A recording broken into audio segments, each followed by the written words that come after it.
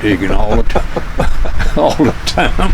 So she knew more about what was going on in the community than anybody else. But you know, we love people like that. You know, there wasn't that much anger around. I can just remember some of the kids being on the phone when I was trying to farm, and I would go get a payphone if I had to, and you know, really didn't have to do too much telecommunicating, if that's what you want to call it. We didn't know what it was. The new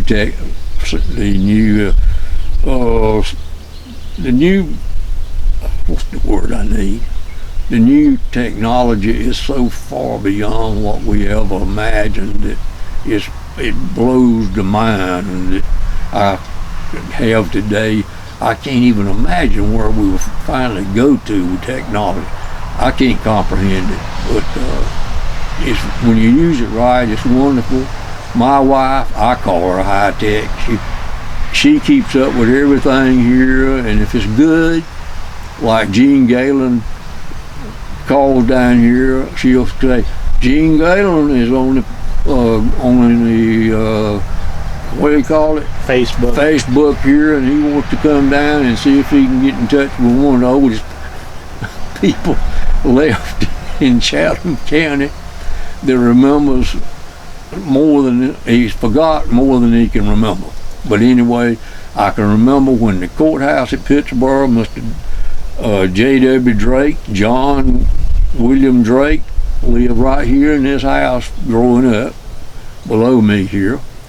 And he went off and had a successful career with, I believe, Swift Packing Company. Come back, Chatham County, Pittsboro, and he was given the job of clerk of the court in Pittsboro. And I farmed his land down here for 25 or 30 years. And I would go into the courthouse at Pittsboro, sit down with Mr. Drake, and he was he was my landlord because I loved to rent his farm. So eventually he sold the farm, his son sold it. So anyway, I farmed up to 1985. That's when I give up farming tobacco and turned it over to a young man from Lee County, and he's been farming my land ever since.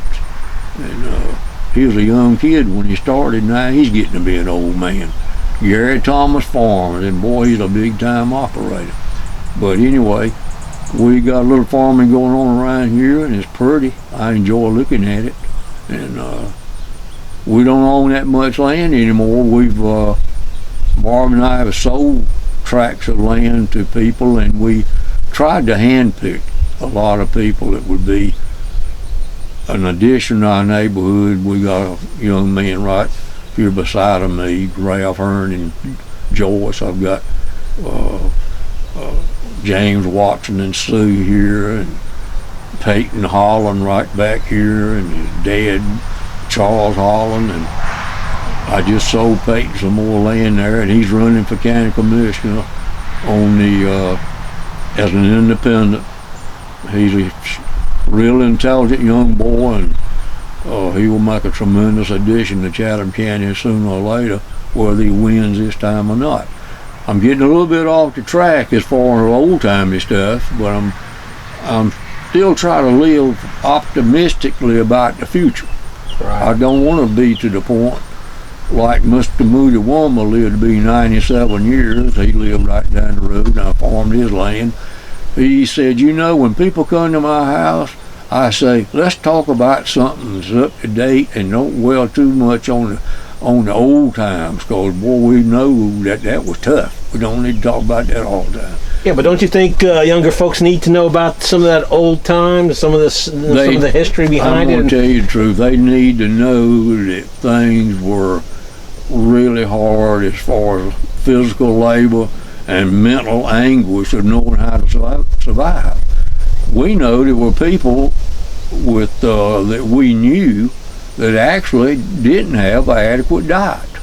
Sometimes people didn't have enough foresight to raise pigs and chickens and things, and they would be there. One member would be working at the sawmill. They didn't raise any food much, And so they didn't have anything except maybe $1 a day that he would be making, and no wonder they had to eat grits and cornbread and a real pitiful looking diet compared to what they would have if they could have had the ability to have meat grown on the farm. And some of those were actually farmers that I don't want to say they weren't intelligent, because they had, some of them had fine kids and so forth, turned out good, but they would have fared so much better had they had the ability to have had grown their own food and crops during those lean years. The 30s actually made us what we are. It made us realize that family-wise, you are so dependent on each other, and you're so dependent that you want a better life for everybody in the family. And so my brother, he realized, when I get out of Moncure School, I've got to go and get a business education. And my sister knew she had to go and get to be a nurse, and they actually helped me to be able to stay on the farm, because I was real young and I didn't have all the answers when I was younger. And so my mom was steady, and after losing my dad at an early age, well, I didn't have the guidance that I would have needed had it not been for all the folks that were around me. So I'm thankful to a lot of neighbors who always come to me and would tell me when I was young, if you need anything, you let me know, I'll help you. And I had a lot of people come to me right after my dad died and told me those things. And some of them really helped me too. I have to give them credit. That a lot of the older people, the age of my mom and dad, they were here for me, and especially my uncles that lived up in the New Hope Valley.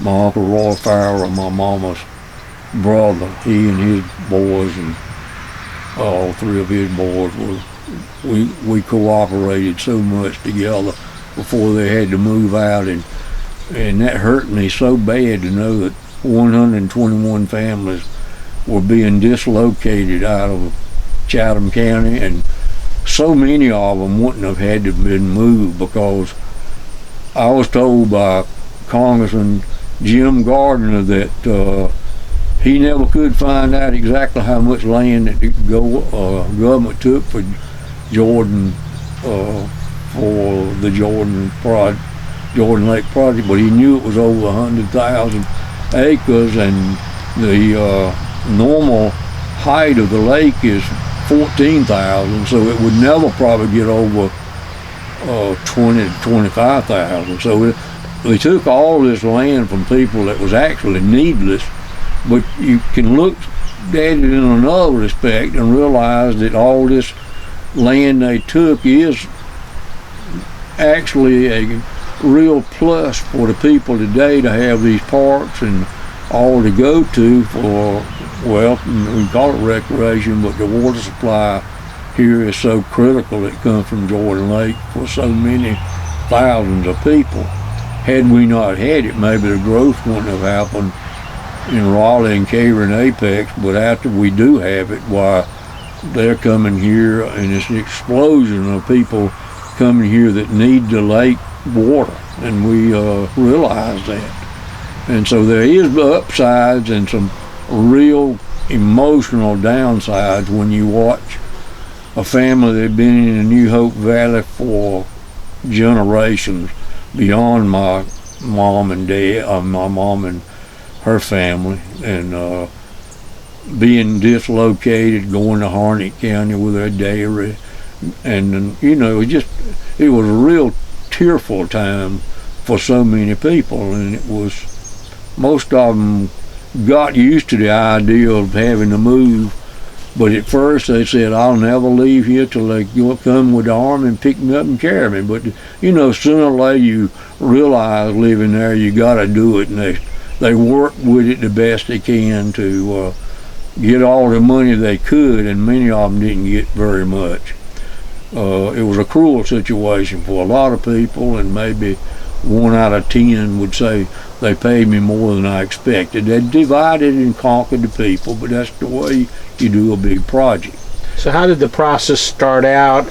I mean, when did people start talking about the Jordan Lake project, and how did it proceed, and how many years did it take? And as you said, wasn't the land under Jordan Lake like some of the most fertile land in Chatham County? Well, I'll give you one thing that happened. Billy Farrell, he was in the Navy for 4 years, and he saw many countries. And when we had a hearing in the courthouse at Pittsboro with the Corps of Engineers, and upstairs in the courthouse, the Corps officials were there, Mr. Kelly Mims and Roy Future and all that group that came in to procure the land. They'd already done this project in Virginia, and we'd been warned that when they get you, you're gonna get slaughtered, because they divide and conquer the people, and that's exactly what they did. But anyway, Billy Farrell went into the courthouse that night with a 5-gallon bucket, and nobody didn't know what he had that thing for. So he went up there during the session, and he put rolled out a big piece of paper so it wouldn't get on the table, and he took that 4 or 5-gallon bucket and poured it out on the table, and he said, "Here is some of the best land in the world." He said, "I've seen a lot of it, and there ain't nothing no better than the area down in New Hope Valley." He said, and when he poured it out, it was full of knives and arrowheads. It was just a beautiful sight to see. And he proved his point, that New Hope Valley was a rich, well, that's the reason it's called New Hope. There's a group of people down around Wilmington trying to survive down there somewhere, trying to farm. And so they moved up to New Hope, and they called the area New Hope because it was New Hope for their life. That they'd finally found a paradise to grow food and things for their family. So the name wasn't just a happenings, though. It was a reality. This is why it was named New Hope. And all of us realized that as soon as Senator Jordan got involved, which he was for it, and and as soon as he got involved, we knew that once they built this, it'd be Everett Jordan Lake instead of New Hope. And that was a bittersweet thing too. It should be New Hope Project right on, but of course it won't. It was a political thing. So there was talk about calling it New Hope Lake, is that right? Well, it covered all the New Hope Valley. That's the New Hope Creek. It covered all of that area back to Durham and everywhere. So it was, in reality, and then here they come along and decide they would close some of our most important roads. So we were caught in a situation where we were desperate to get the Pea Ridge Road connected to go up to Chapel Hill from down here on the South Pea Ridge Road. We were going to get locked into a dead end to where we would have to come back and go down to Mary Oaks and go over toward Apex to go to Chapel Hill or go to Moncure Pittsboro Road. And then they decided they weren't going to build 1008 Road, which was from Wilsonville to Bonsall. They were going to close it. They were going to close Pea Ridge. And so that's when we got involved with Senator Jesse Helms. And we went to Raleigh to Senator Morgan's office, and we got a cold reception. We knew when we left that we didn't get no support from Mr. Robert Morgan. So we went over to Senator Helms' office with Bill Berryhill, who was his office manager, and Ms. Jones, and they were the most gracious people that 5 or 6 of us ever felt that we could be seen with. And they gave us hope. And they gave us the hope that these 2 roads would be built. And Senator Helms said they're going to be built before the Jordan Lake is filled up with water. So we delayed the project 4 to 6 years at least. And it stayed dry. We were getting criticized by everybody that wanted to see water so they could go to the lake, or they thought their business would profit. We even had divisions that weren't divisions, were anger, but we had divisions in our own family because some of them said, man, it's just unreal that they closed. But we went to Morehead City one time, and the state said, well, we're going to build 1008 Road. That was a great, we felt wonderful about that. That was the road from Barnesville to Wilsonville. You know where it's at. Mm-hmm. And then when that got built, my neighbor Bill Bramble and Judy, I don't even know where they are now, but they were wonderful people. We all got involved here. We had runs for Pea Ridge because they were able to tap the element of people around Chapel Hill that would do the marathon, I guess you call it 6-mile marathon runs. We had that. We had WRAL TV out covering us, and we had rallies everywhere we could, Moncure School, and Run for Pea Ridge. That was the name of it. And Senator Helm's still with us. He said they're going to build a Pea Ridge Road before they fill the lake up with water. And that happened too. So that's 2 more years. We're getting criticized, but we're happy. We're the happiest people you ever seen. You can leave my house right now and you can be in Chapel Hill in 20 minutes. Well, maybe not that quick. That'd be, it's 20 miles. So Mr. McCoy's a quick driver, fast driver. Really, sometimes I am. Even at this age, I hate to get caught on the Pea Ridge Road. That wouldn't look very nice. So I try to be alert. Where I think I'm trying to tell you that Senator Helm gave these poor folks on the Pea Ridge Road, and it was named Pea Ridge, I think, because it was poor. I'm not sure. We never knew where the name Pea Ridge come from. But Moncure School, we were kind of ashamed to call it that. It didn't sound like it was a very prosperous. And that's PEA. PEA. Pea Ridge Road. Pea Ridge Road. Now I'm kind of proud of it. Yep, we got a connector. We got 1008 running the road right through our graveyard at Ebenezer. Ridiculous. Didn't have to do that. Run it through there. I don't believe my daddy's body ever part. I don't think half of our people that were buried at Ebenezer ever got moved because they were in wooden, they weren't in permanent, they were in a casket but not a vault. Right. So they pretended to move our folks 12 cubic inches in a styrofoam box up to the new place where Ebenezer Church is. So that's where our stone is, but I don't know if my dad's remains, I don't know where they are, but I know that God knows. Anyway. So you're thinking that there's some graves up underneath the road, is that what you're saying? No, I was up there when they were at the new graveyard when the man come up with a sack full of, he was running a motor grader down there where they'd built the road, and he'd uncovered a sack full of bones. And he told the man, he said, now look, I don't want to lose my job, but I am not going to run another thing with that motor grader and all these people's remains coming up. So that was the last lick that was made, but they brought a lot of stuff up there that hadn't been moved, and that was bad to look at. Right. So anyway, but there's some downsides to this, so inhumane thing, but it's all been done. Ebenezer Church is strong. Bell's Church is strong. So it's all worked out. But anyway, you want to know more about Ebenezer Church was established in 1827, the wooden structure. And I don't know exactly how far back.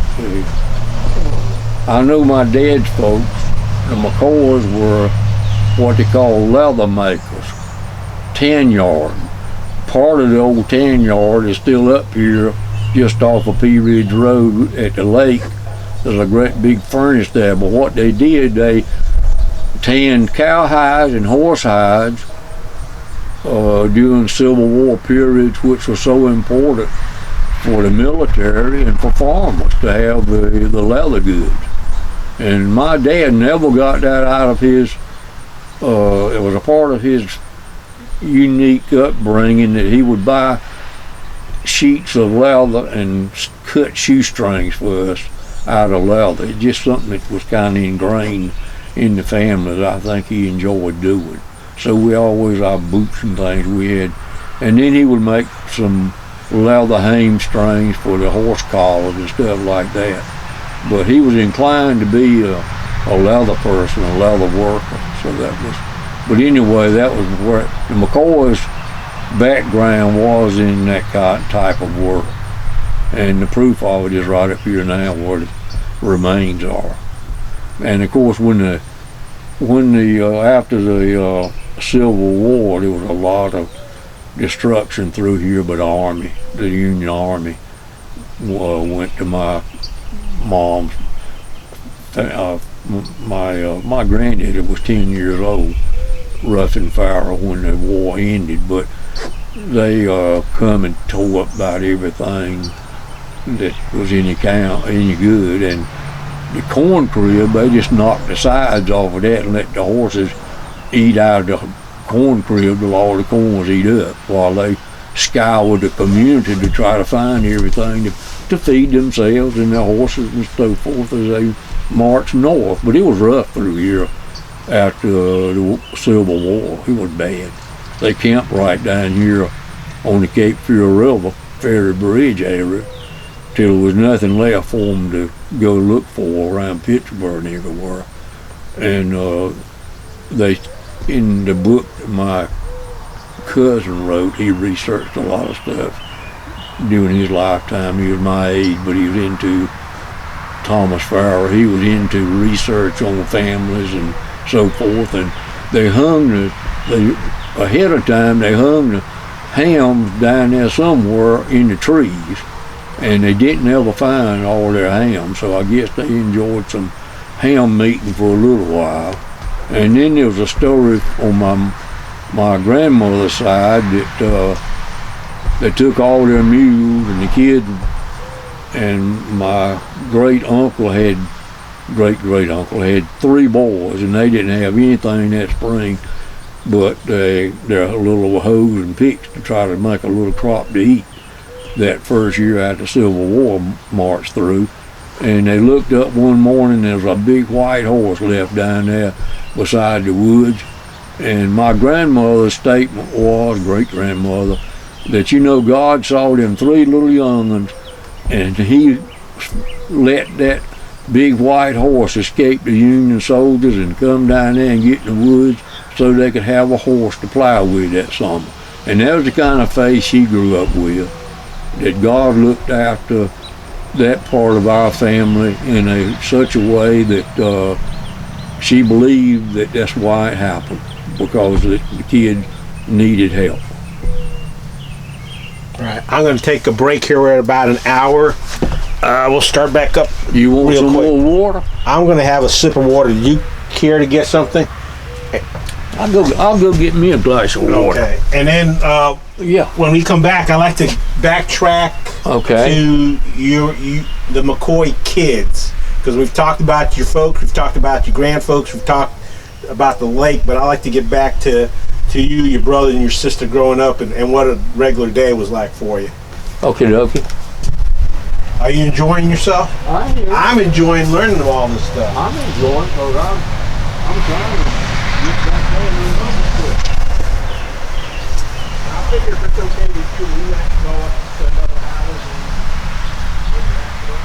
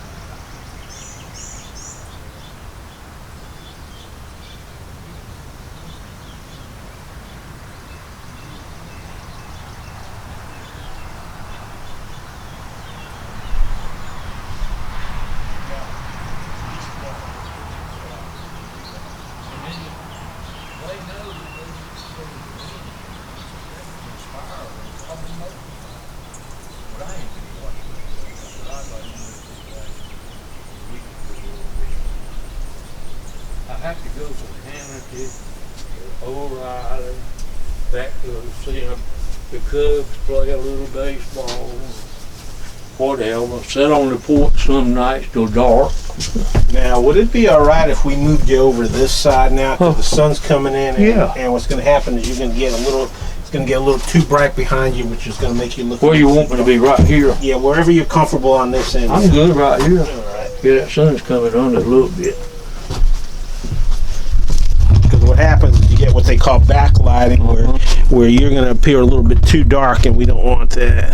Oh, you're making me look real good. I can't do any better than God. Now, you in the Research Triangle. Yes, sir. I work for Cisco over there. Is that still good? Yeah, I've been really enjoying it. Now, is Cisco headquarters in England? No, their headquarters is actually in California, and they also, this is the second biggest location in the United States, and then they've got locations over Europe, and they've got locations over everywhere. When they tell us, when we have to fill out a form or something, when they say pick which country you're in, I've got to scroll all the way down to hit the United States because they're in so many different places. Gosh, they got thousands of people. Yes, they do. Actually, 70,000 folks. So I think I got a guy I know just for Cisco lives over there at around Holly Springs. And hold on here, let me just trying to get it focused on you.